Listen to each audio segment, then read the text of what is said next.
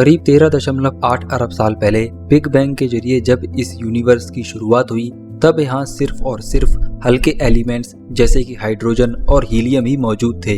हालांकि कुछ मात्रा में लिथियम, बेरिलियम और बोरोन जैसे एलिमेंट्स का भी जन्म हुआ, पर 98% यूनिवर्स का मैटर आज भी हाइड्रोजन और हीलियम का बना हुआ है।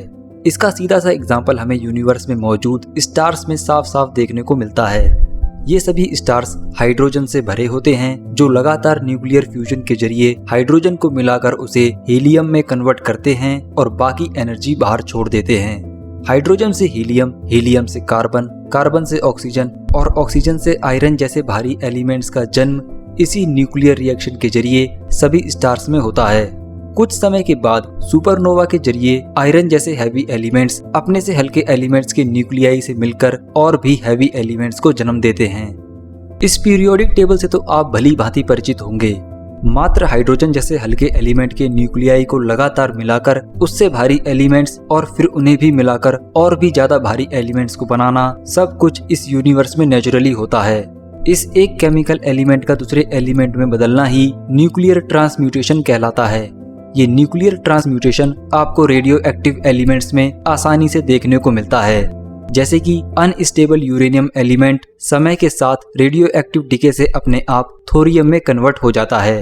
अब इसी न्यूक्लियर ट्रांसम्यूटेशन के कॉन्सेप्ट को कुछ खास और बेहद कीमती एलिमेंट्स जैसे कि गोल्ड के ऊपर लगाया जाए तो हम इसे भी आर्टिफिशियली पैदा कर सकते हैं। बस हमें जरूरत पड़ेगी एक पार्टिकल एसिलरेटर या न्यूक्लियर रिएक्टर की, एक हाई एनर्जी रेडिएशन बीम की और कुछ ऐसे एलिमेंट्स की जो गोल्ड के आसपास मौजूद होते हैं, जैसे कि मरकरी, प्लेटिनम, लेड या बिस्मथ। वैसे आपको बता दूं कि साल 1924, 1941 और 1980 में वैज्ञानिक इसी न्यूक्लियर ट्रांसम्यूटेशन के जरिए गोल्ड को प्रोड्यूस कर चुके हैं। यानी बिना नेचुरल गोल्ड या उसकी ओर के हम दूसरे एलिमेंट्स के न्यूक्लियर ट्रांसम्यूटेशन के जरिए गोल्ड को पैदा कर सकते हैं। अब इससे हम साफ साफ ये अंदाजा लगा सकते हैं कि अगर किसी तरह से लाइटर एलिमेंट्स ट्रांसम्यूट होकर सिर्फ गोल्ड में कन्वर्ट हो जाएं, तो हमें ये बेहद भारी मात्रा में हासिल हो सकता है। किसी प्लेनेटरी या एस्ट्रोनॉमिकल बॉडी जैसे कि हमारे मून यानी चंद्रमा में ये ट्रांसम्यूटेशन हो जाए तो हमें सोने का चंद्रमा भी शायद देखने को मिल जाए। अब सोचिए कि अगर ऐसा होता तो इस सोने के चंद्रमा यानी गोल्ड मून का हम पर क्या असर होता। आखिर कैसी होती इसकी यात्रा और कैसा होता इसका असर हमारी पृथ्वी पर, चलिए जानते हैं आज के इस वीडियो में। इसमें जरा सा भी संदेह नहीं है कि सोने का बना हुआ चंद्रमा देखने में वाकई बेहद आकर्षक लगेगा। जिस तरह के क्रेटर्स, बोल्डर्स यानी गड्ढे और पत्थर इस चंद्रमा में होंगे, उनसे निकलने वाली रिफ्लेक्शंस या रोशनी उसके हर तरफ देखने को मिलेगी। सरफेस डस्ट के चलते इसकी रिफ्लेक्शंस भी ज्यादा बिखरी हुई दिखाई देंगी। दोस्तों, गोल्ड यानी सोना हमारे अभी के मून की सरफेस से 8 गुना ज्यादा रिफ्लेक्टिव है। यानी कि रात में सूर्य की रोशनी को ये गोल्ड मून करीब 8 गुना ज्यादा रिफ्लेक्ट करेगा और हमें भी 8 गुना ज्यादा चमकीला चंद्रमा देखने को मिलेगा। अभी मौजूद हमारे चंद्रमा की डेंसिटी लगभग 3.3 ग्राम पर क्यूबिक सेंटीमीटर है और गोल्ड एलिमेंट की डेंसिटी इससे लगभग 6 से 7 गुना ज्यादा है। अगर रेडियस में कोई बदलाव ना किया जाए तो नए गोल्ड मून का मास हमारे रियल मून से लगभग 6 गुना ज्यादा होगा। यानी ये गोल्ड मून हमारे अभी के चंद्रमा से काफी भारी होगा।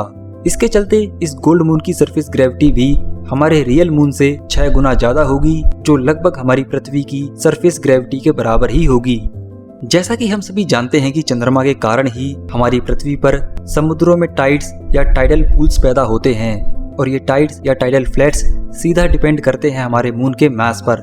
जितना ज्यादा मैसिव मून होगा उतने ज्यादा लंबे और बड़े टाइड्स हमें देखने को मिलेंगे।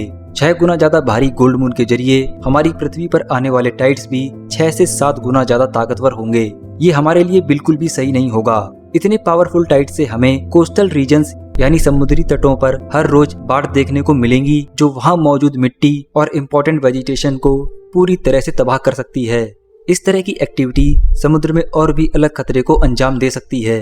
ये हमारे मौसम पर भी गंभीर असर डाल सकता है।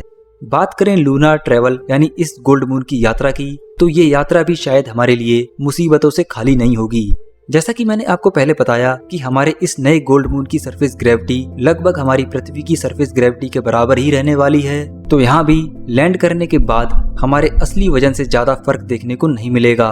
हमारे असली चंद्रमा पर तो वैसे हमारा वजन हमारे असली वजन से लगभग 6 गुना कम हो जाता है, पर यहाँ कहानी कुछ अलग रहने वाली है।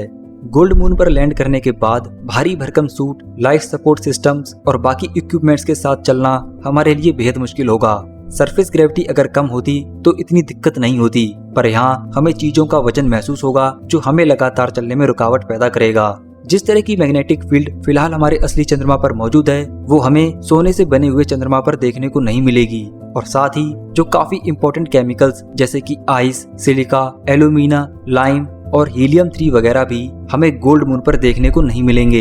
इसके चलते हमारे लिए वहां पर बेस या कॉलोनीज बनाना पॉसिबल ही नहीं होगा। इसके साथ ही दोस्तों 6 गुना ज्यादा सरफेस ग्रेविटी के चलते इस गोल्ड मून की एस्केप वेलोसिटी भी लगभग 2.5 गुना ज्यादा बढ़ जाएगी, जिससे हमारे स्पेसक्राफ्ट को लिफ्ट करने में और भी ज्यादा एनर्जी की जरूरत पड़ेगी। एनर्जी पॉइंट ऑफ व्यू से तो ये हमारे लिए नुकसानदायक ही साबित होगा।